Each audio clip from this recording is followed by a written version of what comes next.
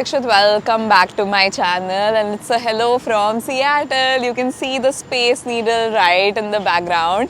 I'm here for a couple of day trip to Seattle, and I'm going to try and do as much sightseeing as I can, and like maybe try a couple of interesting food items and like just do what I usually do, and I'm taking you guys along with me. Let's go. We are starting our journey at the Space Needle, of course, which is like the most iconic monument you have to visit when in Seattle.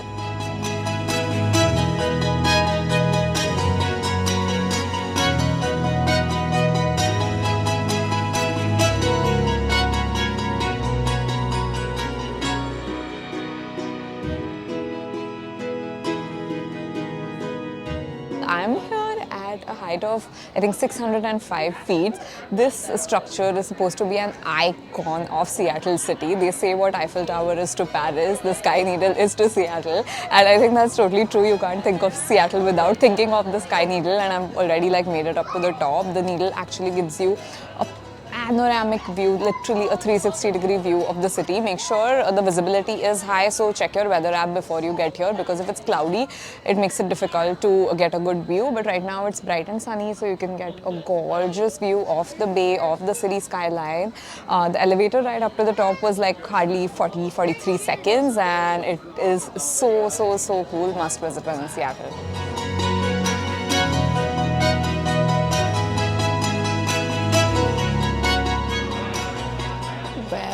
I am here on the revolving glass floor right now. Oh my god, this feels so weird. You're like literally on the top of the Sky Needle, and there's like a whole glass floor at the bottom. As you can see, you can actually walk on it, and it's like constantly revolving so that you're constantly getting a view of the skyline of the different parts of the city. And this feels so like it's a really scary and weird feeling.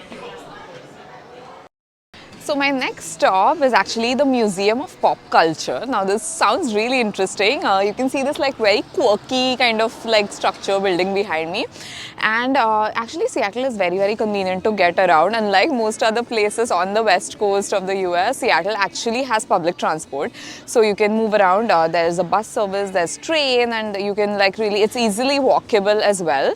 The Space Needle, the Chihuly Grass Garden, the Museum of Pop Culture, like all of these main attractions are actually very close by. Like it's just one single complex where you can actually find all of these attractions located. So you can just make this into like a day of fun. You can literally just walk from one monument to another, and yeah, so I just did the Space Needle, and now I'm off to see the Museum of Pop Culture. Let's go.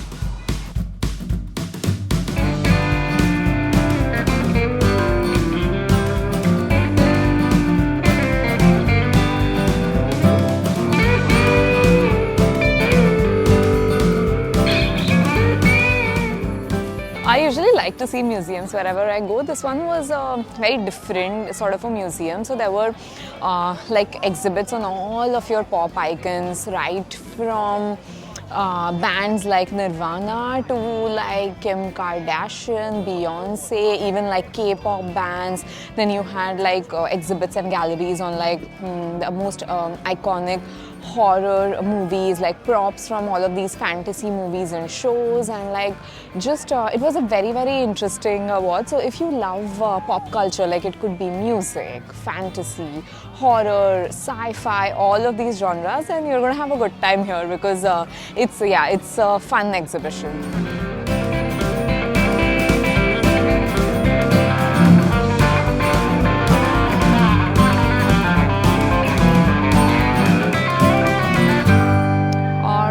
So this morning has actually been quite awesome. I did the Space Needle, then I went to the Museum of Pop Culture, just like a bunch of things. Now a quick tip. If you want to do all of these attractions like the Sky Needle, the museum, the Chihuly Glass Garden, so all of these, you can actually buy this thing called the City Pass, okay? So the City Pass will give you like a much more discounted rate on all these attractions. You can buy it for cheaper, and it'll just give you like a single ticket, like a barcode that you can scan, and you can just access all of these attractions under one pass. So if you're planning to do all of them, I recommend that you buy the City Pass.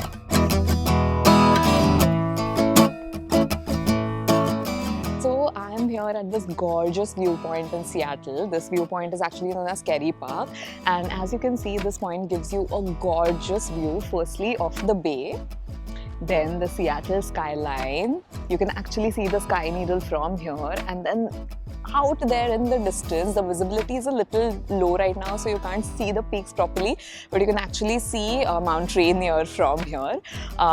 Seattle's weather is like very gloomy, overcast. It rains all the time, so whenever you're going to like a viewpoint in Seattle, you have to be mindful about the weather. Just check whether the visibility is good or not, because if it's completely overcast, you might not be able to see a lot. But yeah, right now the visibility is actually not bad, so we got a nice view.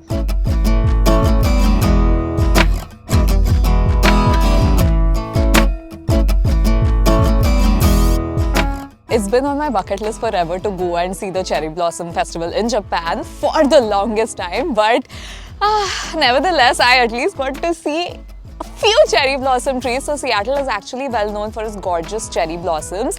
Actually, this is not even the main point. I just found like a random street which is completely lined by cherry trees, and just look at how beautiful these blossoms look. A point to be noted, these blossoms are only visible during the month of March. So if you want to catch them in full bloom, come to Seattle in the month of March and watch these and click some beautiful pictures. This street is so lovely. I'm going to get some amazing pictures here.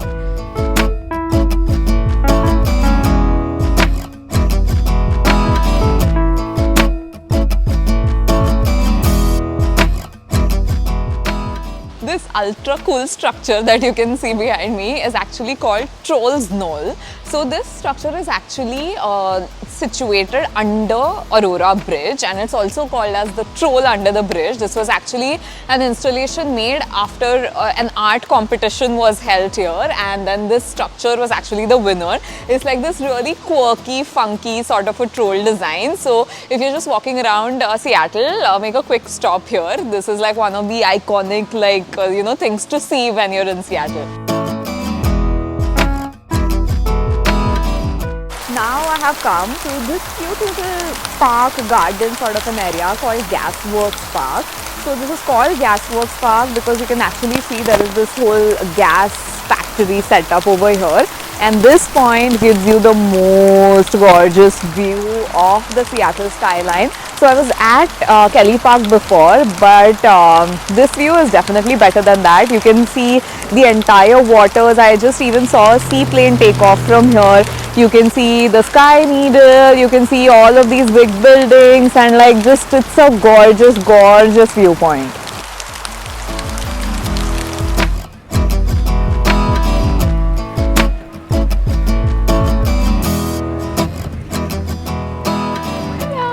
Can it get any more gorgeous than this? I have finally arrived at the cherry blossom spot of Seattle. I am here at the University of Washington, and as you can see, all of these gorgeous trees are in full bloom. So the University of Washington actually has a beautiful campus, like lush green lawns and like really old buildings and all of that. But this has to be the highlight. As you can see, all around me there are cherry trees in full bloom. Like, it's insane how pretty this campus is right now. There's like students all over, people are clicking pictures, there's people playing music, and it's such a nice vibe and it's so beautiful.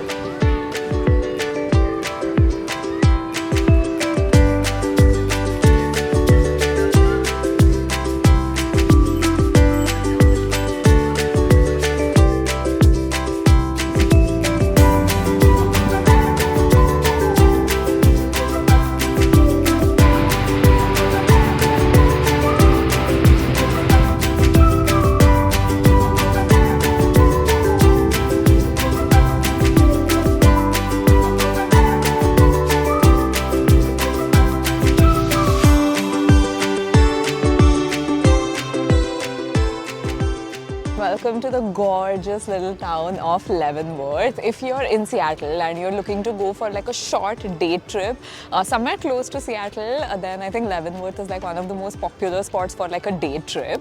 So this town, as you can see, is this tiny little German Bavarian sort of a town. The entire town is like done up in German style architecture. You get German food like bratwurst and beer and pretzels and all of that.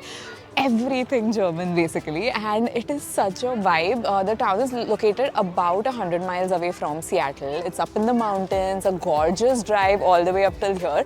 It took us about 2.5 hours to get here. We're going to spend an entire afternoon. This entire street is like the downtown, you can say, and like it's just beautiful to just walk on, explore. The stores are like very old school, very vintagey, so yeah, it's a whole vibe, this town. So we are going to grab some bratwurst at like one of their most famous eateries, and then we are going to go down for a walk along the Wenatchee River, and yeah, drive back to Seattle in the evening.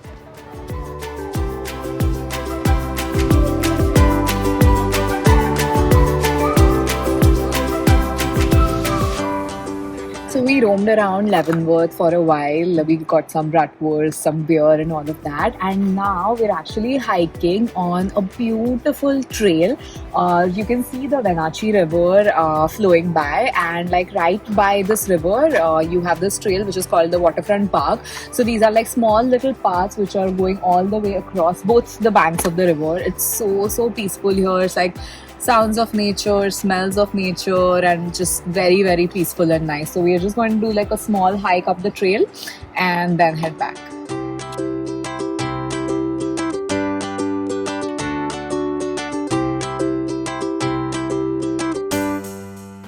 Finally arrived at the Pike Place Market in Seattle. Seattle is synonymous with Pike Place. Seattle chowder, the first ever Starbucks store, all of this you have inside this market. It's like a farmer's market where you get fresh produce. You have all these like tiny stores where you can go shopping, and like I'm just super excited to start exploring it. This is something that I've been waiting to do forever. So let's go. My Pike Place Market journey obviously starts with a cup of coffee at the first Starbucks outlet. Let's go. The first ever Starbucks store. This store is located right outside the Pike Place Market. The store was actually started in the year 1912, and this was the first of it all. This is where it all started, and as you know, now we have Starbucks all over the world. So let's go get a cup of coffee and by standing in this long line. Let's go.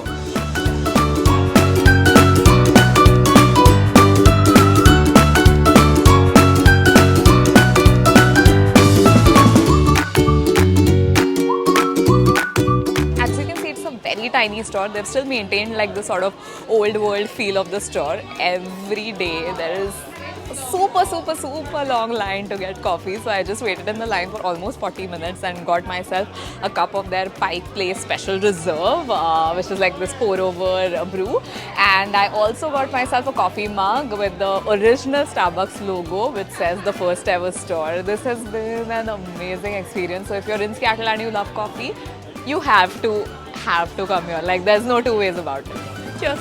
That's it for this episode. Let's explore the rest of Pike Place Market and Seattle in the next episode. Please hit the subscribe button before you go so that you are notified whenever I drop the next episode. Bye-bye.